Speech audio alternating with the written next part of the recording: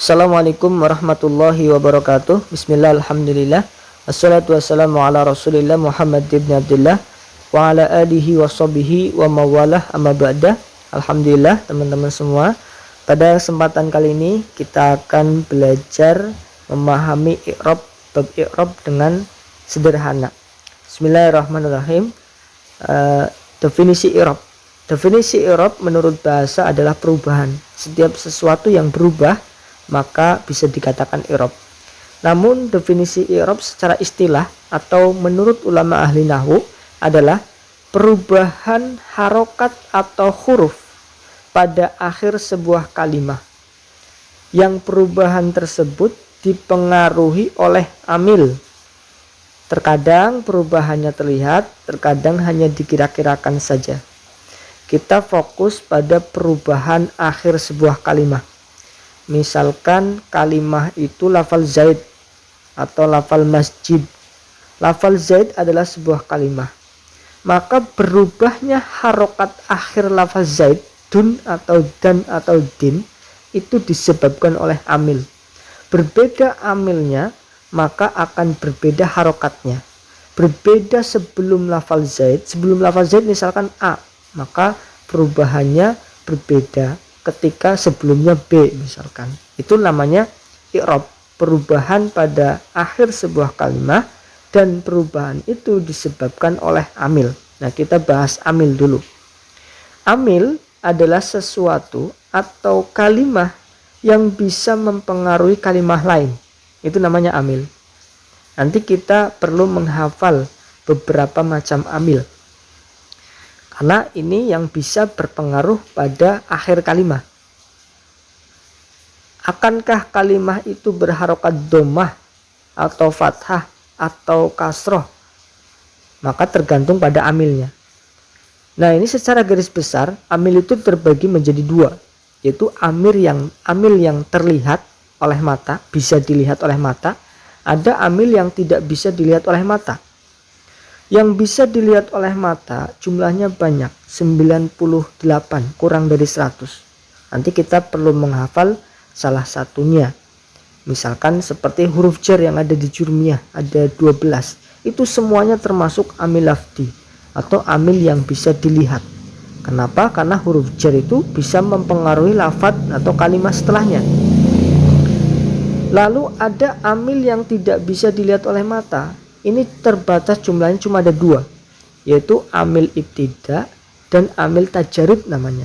Ini perlu dihafal karena cuma 2. Amil yang tidak bisa dilihat oleh mata yang pertama, amil ibtida ini hanya masuk kepada susunan mubtada atau bisa mempengaruhi susunan mubtada saja, tidak bisa mempengaruhi yang lain. Nanti kita bisa bahas di bab mubtada sendiri ada. Intinya kita ingat amil yang tidak bisa dilihat. Yang pertama yang namanya amil ibtida itu hanya masuk kepada susunan mubtada. Contohnya misalkan alhamdu. Alhamdu ini mubtada. Jadi alhamdu ini kalimah yang posisinya kedudukannya menjadi mubtada. Dan dia sudah punya i'rab du atau rofa atau domah. Padahal sebelum alhamdu tidak ada kalimah. Dan padahal setiap kalimah berharokat domah, harokat akhirnya domah, fathah atau kasroh, ya tergantung pada lafal sebelumnya. Tapi alhamdu tidak ada lafalnya. Kok bisa harokatnya bisa berubah atau bisa tertentu menjadi alhamdu tidak alhamda? Ternyata setelah dideteksi oleh para ulama, yang membuat menjadi du tidak da adalah amil ibtida namanya. Ini khusus pada masuk kepada mubtada yang membuat mubtada menjadi rofa. Yang kedua, amil yang tidak terlihat adalah amil tajarud namanya. Dan amil tajarud ini hanya masuk kepada fi'il mudhari'. Fi'il mudhari' kalau di permulaan kalam berarti sebelumnya tidak ada lafal. Kok bisa-bisanya fi'il mudhari' itu berharokat dhammah? Kok bisa-bisanya tiba-tiba yadribu, tiba-tiba yansuru? Nah, ternyata setelah dideteksi oleh ulama, sebenarnya ada amilnya, cuma tidak terlihat. Namanya amil tajarrud, amil yang tidak terlihat yang masuk kepada fi'il mudhari yang membuat fi'il mudhari itu menjadi rofa. Nah, itu gambaran ya tentang amil. Jadi secara garis besar amil ada dua macam, ada yang terlihat dan tidak. Yang terlihat itu banyak sekali, yang tidak terlihat cuma ada dua. Lanjut kita ke perubahan kalimah. Perubahan akhir kalimah kan tadi disebabkan oleh amil ini. Nah, perubahan kalimat tersebut juga terkadang terlihat, kadang tidak. Akhir kalimah yang terlihat itu banyak sekali. Kebanyakan memang perubahan itu terlihat. Ada sedikit lafal-lafal atau kalimah-kalimah yang perubahannya tidak bisa terlihat. Ini cuma terjadi pada 3 kalimah. Terjadi pada 3 kalimah saja. Yang perubahan terakhirnya itu hanya dikira-kirakan, tidak bisa dilihat. Itu terjadi pada 3 kalimah. Yang pertama isim mangkus namanya. Nanti kita bahas sedikit ya. Yang kedua terjadi pada isim maksur namanya. Yang ketiga pada isim-isim yang digandengkan atau disambungkan dengan ya mutakalim. Ini 3 jenis kalimah yang nanti dia akan perubahannya tidak boleh terlihat. Huruf harokat terakhirnya tidak boleh ditampakkan, tidak boleh dikeluarkan. Tapi yang lain selain 3 kalimah ini, maka semuanya harus ditampakkan atau perubahannya terlihat. Di sini ada i'rab yang atau perubahan akhir kalimah yang terlihat dan ada yang tidak terlihat. Kita bahas yang terlihat dulu. Contohnya lafal ja'a zaidun, ra'aitu zaidan, marartu bi zaidin. Lafal zaid ini kan kalimah. Harokat akhir lafal zaid ini kok bisa berubah, namanya i'rab. Berubah dari dun lalu ke dan lalu ke din, itu kan harokatnya berubah-ubah dan perubahannya ini terlihat. Kenapa berbeda-beda harokatnya, kok kadang dun, kadang dan, kadang din? Ya, karena amilnya berbeda. Karena lafaz sebelum zaid berbeda, otomatis harokatnya juga berbeda. Memandang amil sebelumnya. Kalau ja'a berarti zaidun, berarti amilnya ja'a ini namanya. Amilnya ja'a membuat menuntut lafaz zaidun. Kenapa? Karena ja'a ini fi'il, menuntut lafaz setelahnya menjadi fa'il. Ja'a adalah pekerjaan, maka menuntut setelahnya menjadi orang yang melakukan pekerjaan atau disebut fa'il dalam bahasa Arab. Fa'il dalam bahasa Arab harus rofa, maka ja'a harus zaidun. Ra'aitu zaidan, marartu bi zaidin. Nah, ini perubahan zaid, perubahan kalimah zaid ini terlihat jelas oleh mata. Dan lafal-lafal lain banyak sekali yang hampir semuanya itu berubahnya terlihat. Hanya 3 kalimah ini yang perubahannya dikira-kirakan. Yang pertama kita bahas lafal-lafal yang perubahannya tidak terlihat atau hanya dikira-kirakan. Yang pertama karena berat. Menurut orang Arab lafal yang berupa isim maksur, yang isim mangkus dulu ya. Lafal yang berupa isim mangkus maka perubahannya itu tidak boleh ditampakkan. Alasannya karena berat ini. Kalimat yang huruf akhirnya ya lazimah atau disebut dengan isim mangkus ini, kalau i'rabnya ditampakkan itu berat, makanya tidak ditampakkan, hanya dikira-kirakan saja. Misalkan lafal al-qodi. Lafal al-qodi ini adalah isim mangkus. Kenapa disebut isim mangkus? Karena diakhiri ya lazimah. Kenapa tahu ya lazimah? Karena ya ini ya yang terletak setelah harokat kasroh, itu namanya ya lazimah. Dia i'rabnya tidak boleh ditampakkan, hanya boleh dikira-kirakan. Kira-kiranya ja'a al-qodiyu, kira-kiranya, tapi dia hanya boleh dibaca al-qodi. Kenapa tidak ditampakkan? Karena berat menurut orang Arab, walaupun menurut kita tidak berat. Mengucapkan domah setelah kasroh menurut orang Arab berat. Ra'aitu al-qodi, marartu bil qodi, ya. Itu kira-kiranya ja'a al-qodiyu, ra'aitu al-qodiya, marartu bil qodi, kira-kiranya. Tapi ini tidak bisa ditampakkan, ini perlu dihafalkan ya. Setiap isim mangkus maka i'rabnya hanya dikira-kirakan karena berat alasannya. Yang kedua adalah terjadi pada isim maksur atau isim yang huruf akhirnya alif lazimah. Ini alif bengkong yang sebelumnya harokat fathah, namanya alif lazimah dan dia disebut isim maksur. Maka setiap isim maksur perubahannya walaupun sebelumnya berbeda-beda, ya pasti dia perubahannya berbeda, tetapi perubahannya tidak bisa ditampakkan atau boleh hanya dikira-kirakan saja. Ja'a al-fata, ro'aitu al-fata, marortu bil fata. Tidak boleh ditambahkan ja'al fatayu. Kenapa alasannya? Karena sulit menurut orang Arab. Mengucapkan harokat dhamma setelah fathah itu sulit menurut orang Arab. Walaupun kita gampang, tapi ini kan bahasa Arab, harus ikut peraturan orang Arab. Jadi setiap sudah dirumuskan oleh orang Arab, karena orang Arab itu sulit ya menurut orang Arab, jadi dirumuskan setiap lafal yang berupa isim maksur maka i'rabnya hanya boleh dikira-kirakan. Kenapa? Karena sulit. Kalau ditampakkan sulit. Lalu yang ketiga dari perubahan yang hanya dikira-kirakan itu adalah pada lafal-lafal yang disambungkan atau digandengkan dengan ya mutakalim, domir, kata ganti ya yang menunjukkan saya. Misalkan sini hulami itu artinya pembantu, ditambah domir ya hulami maka jadi pembantuku. Ini kalau ditambahkan menjadi hulamui itu nggak pantas, nggak cocok. Cocoknya kalau ya mutakalim itu jatuh setelah kasroh, maka di sini jatuh setelah kasroh terus, hulami ya. Pantasnya begitu. Tidak pantas ya mutakalim jatuh setelah doma, hulamui, makanya ini tidak boleh ditampakkan. Setiap kalimah yang digandengkan disambungkan dengan domir ya mutakalim maka i'rabnya pasti dikira-kirakan, tidak boleh ditampakkan. Kenapa? Untuk pantasnya ya mutakalim itu harokat sebelumnya kasroh, tidak boleh doma, tidak boleh fathah, gitu ya. Itu jenis perubahan akhir kalimah. Terkadang banyak sekali yang terlihat, terkadang ada yang dikira-kirakan sedikit, tiga jenis lafal ini.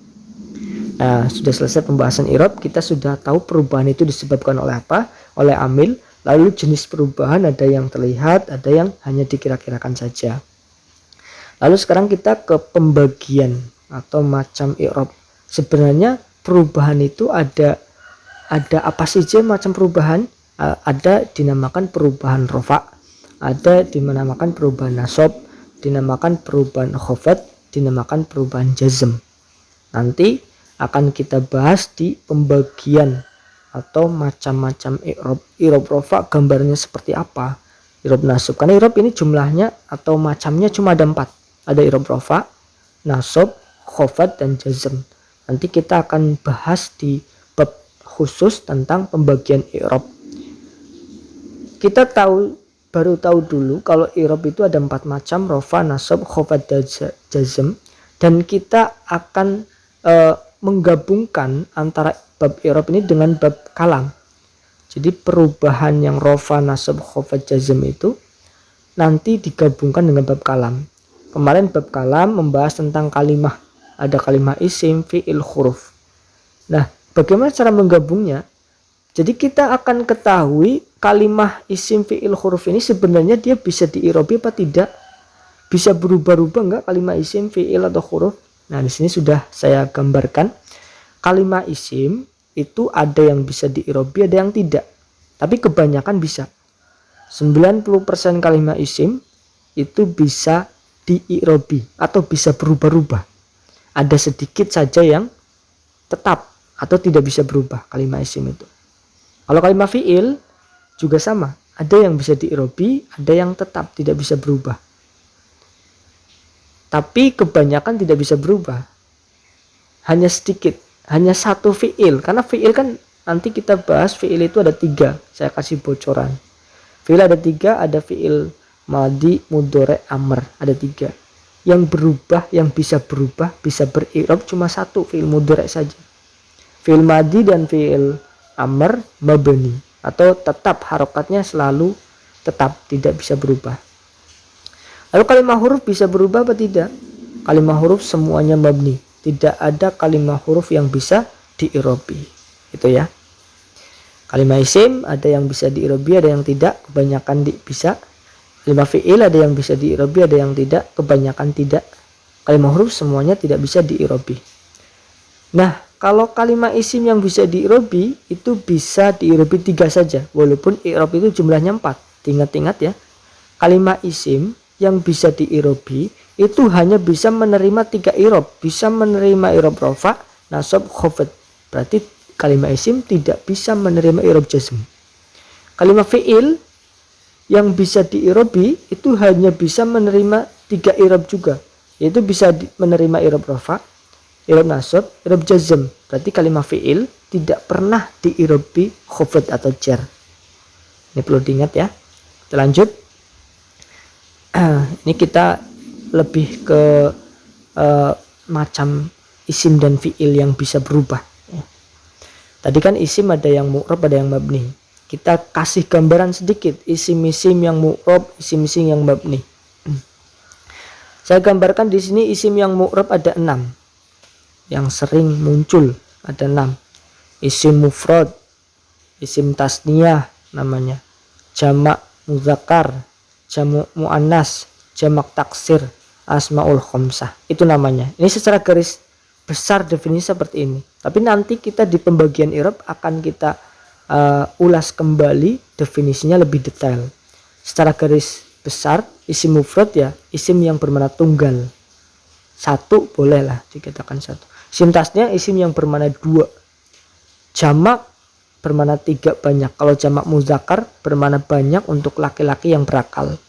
Jamak muannas untuk bermakna banyak untuk perempuan, muannas. Jamak taksir untuk bermakna banyak untuk yang tidak berakal, jamak taksir. Kalau asmaul khamsah, isim-isim yang 5 yang sudah digolongkan oleh para ulama nahwu, yaitu abun, ahun, hamun, famun, su.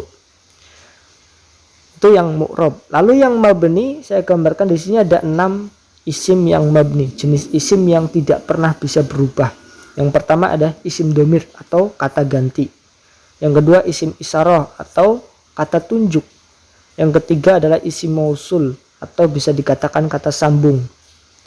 Lalu isim istifham atau kata tanya, kata yang digunakan untuk bertanya. Yang selanjutnya adalah isim syarat. Isim syarat adalah isim yang membutuhkan jawab atau bisa dikatakan bermakna jika, begitu ya. Lalu isim fi'il, isim yang ada isim bermakna fi'il, nanti dia pasti mabni. Nah, ini 6 jenis. Kalau ketemu isim 6 ini, maka dia pasti mabni, tidak pernah berubah harokatnya. Lalu kita ke fi'il. Fi'il ada yang mu'rab, ada yang mabni. Fi'il yang mu'rab dulu ya. Ada 2 di sini saya gambarkan. Yang sebenarnya satu asalnya fi'il mudhari'. Fi'il mudhari' adalah kata kerja yang menunjukkan waktu sedang atau akan dan diawali huruf mudhari'ah. Ini namanya fi'il mudhari'. Setiap kata kerja yang menunjukkan sedang makan, sedang tidur, sedang bicara misalkan, itu berarti fi'il mudhari'. Kalau af'alul khamsah apa? Af'alul khamsah itu ya fi'il yang 5 yang sudah digolongkan oleh para ulama nahwu, yaitu yaf'alani, taf'alani, yaf'aluna, taf'aluna, taf'alina. Atau ini bisa disebut dengan nama lain adalah asma af'alul khamsah adalah setiap fi'il mudhari' yang dipertemukan dengan dhamir alif tasniyah. Yaf'alani ini ada alif tasniyahnya. Atau dipertemukan dengan wawu jamak. Yaf'aluna ini ada wawu jamaknya. Atau dipertemukan dengan ya dhamir ya muannasah mukhatabah. Taf'alina. Nah, itu namanya af'alul khamsah. Itu fi'il yang mu'rab ini 2, fi'il mudhari' dan af'alul khamsah. Lalu fi'il yang mabni 2, ada fi'il madi dan fi'il amr. Gambaran secara umumnya fi'il madi itu kata kerja yang menunjukkan waktu sudah atau lampau. Sudah makan, sudah minum, sudah tidur. Kalau menunjukkan sudah, maka dia dinamakan fi'il madi. Lalu fi'il amr ini juga mabni. Nanti kalau ketemu bahasa Arab kok maknanya perintah, itu berarti fi'il amr. Maka kalau fi'il amr harokatnya tidak bisa berubah atau selalu tetap. Wallahu a'lam bishawab. Alhamdulillah sudah selesai pembahasan tentang i'rab. Mudah-mudahan mudah dipahami, dan jika masih ada saran, ada masukan, silakan teman-teman bisa ditulis di kolom komentar. Terima kasih, kurang lebihnya mohon maaf. Wallahu a'lam. Assalamualaikum warahmatullahi wabarakatuh.